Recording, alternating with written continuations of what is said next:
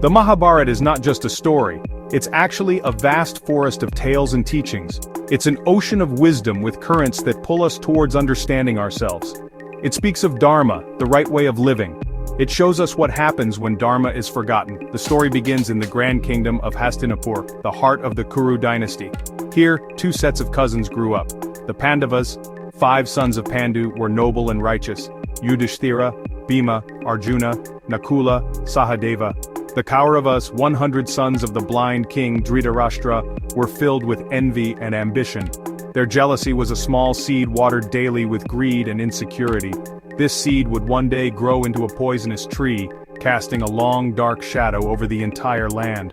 The elders of the court saw the growing rift. Bhishma, unable to bear the success and perceived insult from the Pandavas, Duryodhana sought a way to humiliate them. His uncle Shakuni, the cunning king of Gandhara, offered a solution. You cannot defeat them in battle, but you can defeat Yudhishthira in a game of dice. Shakuni was a master of the dice. His dice were enchanted and obeyed only his will. A royal invitation was sent to Indraprastha. Yudhishthira, bound by the code of a king, could not refuse a challenge. The game began in the great hall of Hastinapur, filled with silent elders and sneering Kauravas. Shakuni rolled the dice, and with every throw, Yudhishthira lost. His jewels, his treasury, his army, his kingdom. The addiction of the game, the hope of winning back what was lost, clouded his judgment. Each roll of the dice was like a hammer blow, chipping away at the foundation of his kingdom and his honor. Blinded by the game and desperate to win, Yudhishthira staked his own brothers. Bhima, Arjuna, Nakula, Sahadeva. Yudhishthira then staked himself and lost. As a compromise to prevent immediate war, the Pandavas were sentenced to 13 years of exile. 12 years were to be spent in the forest, and the 13th year was to be spent in disguise, incognito. They exchanged their royal robes for simple garments of bark. Their palaces became humble forest hermitages. This period was not a punishment, it was a test. It was a time for introspection, for purification, and for gathering strength, inner and outer. Arjuna, guided by the sage Vyasa, embarked on a difficult penance. He sought celestial weapons from the gods. Bhima encountered his spiritual brother, the mighty Hanuman, who blessed him with even greater strength. Yudhishthira spent his time learning the deeper aspects of Dharma from the rishis. He learned that righteousness is not always a straight path, but a complex web of choices and consequences. They faced hunger, danger from wild beasts, and encounters with demons. But it was also a time of deep bonding. Draupadi, though she endured the greatest humiliation, became the fire that kept their spirits alive. Her words were a constant reminder of their purpose, ensuring the years were spent in active preparation. The 12 years passed like a long, slow breath.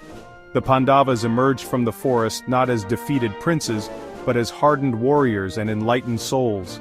They had lost a kingdom of wealth, but they had gained a kingdom of wisdom.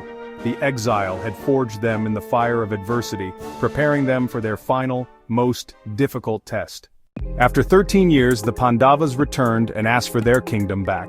They did not ask for the whole kingdom. They asked for just 5 villages, 1 for each brother.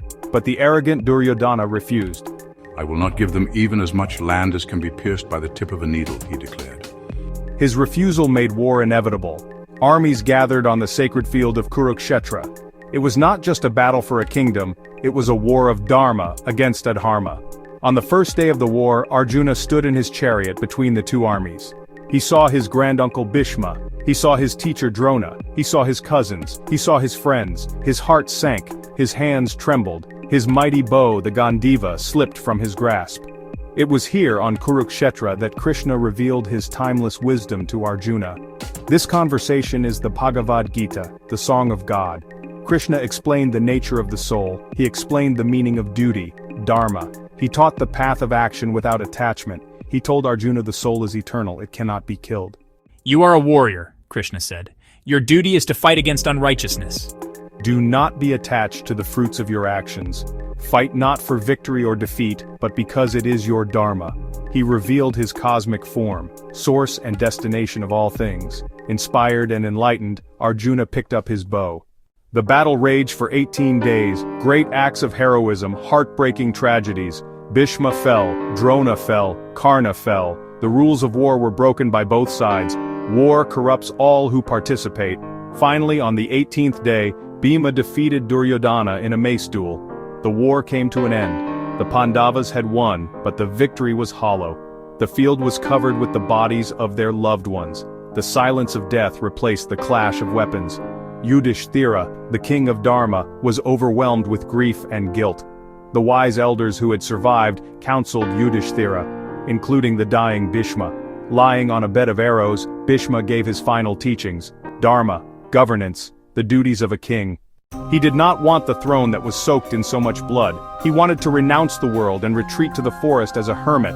The wise elders counseled him. The final lesson helped Yudhishthira to accept his role. A ruler cannot abandon his duty, even when it is painful. He must rule for the welfare of the people, to uphold order and justice. The Pandavas ruled Hastinapur for 36 years. They established a kingdom of peace and justice. They governed wisely, trying to heal the wounds of the war. But the story does not end with a happy reign. When their time came, they renounced the throne. They embarked on their final journey, a pilgrimage to the Himalayas, seeking to reach the heavens in their mortal bodies. One by one they fell on the path: Draupadi, Sahadeva, Nakula, Arjuna, Bhima. Only Yudhishthira, accompanied by a stray dog, reached the gates of heaven. At the gate, Indra welcomed him. But Indra refused entry to the dog. "I will not abandon this creature who has been devoted to me," he declared. The dog revealed itself to be Yama, the god of Dharma. It was a final test. Yudhishthira had passed the ultimate test of compassion and righteousness. Life is a complex journey. It is not about winning or losing, it is about doing our duty, being compassionate, holding on to Dharma, even when it is difficult. True victory lies not in a kingdom on earth, but in the righteousness we carry within our hearts.